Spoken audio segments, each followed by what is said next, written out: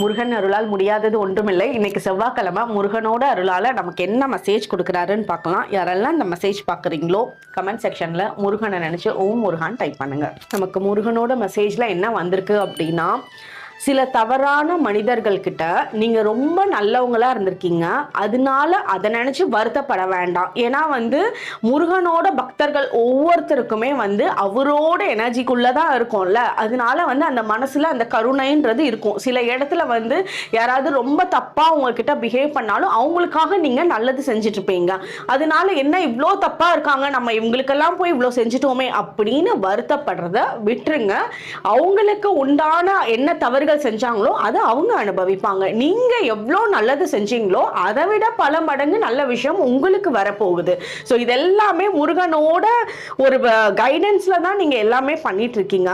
அதே மாதிரி இந்த டைம்ல தைரியமா